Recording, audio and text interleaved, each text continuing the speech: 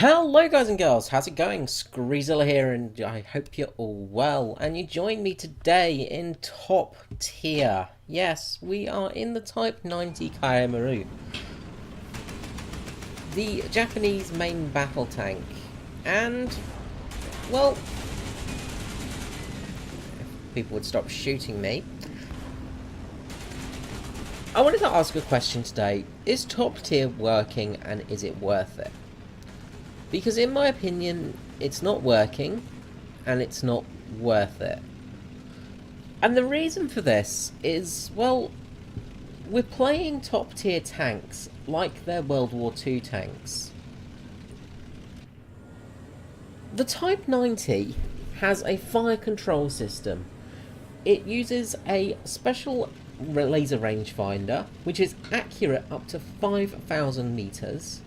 It has a 32-bit ballistic computer with improved thermal imaging and also has a FCS fire control system which gives it auto-tracking abilities. So it can track a target by itself. It can automatically track.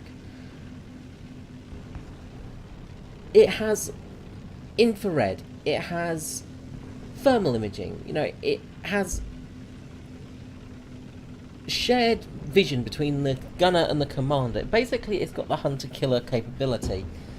And with that, it means that this tank should be a lot better at seeing things. So at the moment, we're playing realistic battle and we have name tags on, of course. So we can see this XM1, kind of. We can see him there. Finally get our gun on aim. We don't even aim it, we just go straight through, take out the crew. There's an AMX-30 charging us. So we back, we reloaded.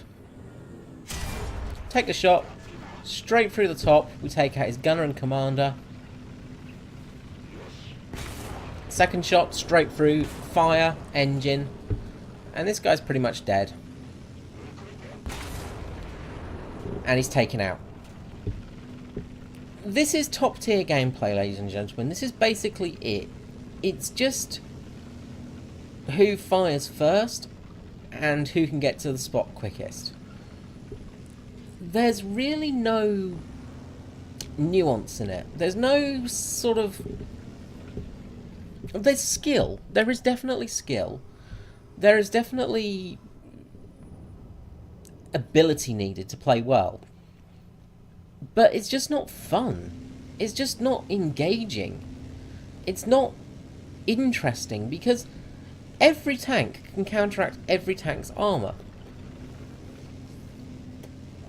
When I say every tank, not every tank, of course. You know, some tanks do struggle to go through the front of the Type 90, for instance, or through the Abrams. But majority of the time, these things, they're nigh impossible to sort of do anything with because you just get one shot majority of the time. Now, a really good example of this will be coming up in a moment. So there's a T-64 there, and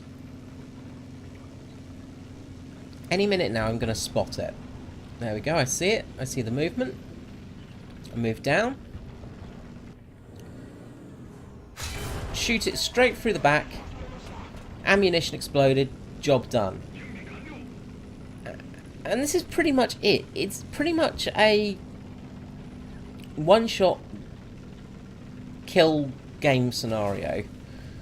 And generally people play relatively passively because if you push up you're going to have trouble.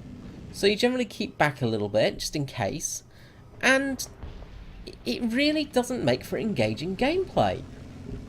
What do we need to do to fix this? Well, personally, I believe we should have thermal optics. I think we should actually have the targeting control systems. We should have those advanced computer systems on the tanks that get them. Now, that would mean that all of the top tier tanks pretty much get those advanced targeting systems. Now, how would it work? Well, there are a few ways you could implement it. You know, you could have lead indicators and things like that, but instead of having that, just actually make it like the sight would be in real life. Make it an actual thermal sight. Make it a site that's tricky to use, making a targeting computer actually work, you know, people would be charging then. You'd actually be able to charge across a battlefield and fire on the move pretty much constantly. It would make the game flow a bit better. The other thing is respawns. They need to change the respawn system, because at the moment, so many people are killed in, you know, the first couple of seconds of the game, and they can't respawn, or they can only respawn in a AAA, and then they can't do much. And God knows what that was. So, you really have to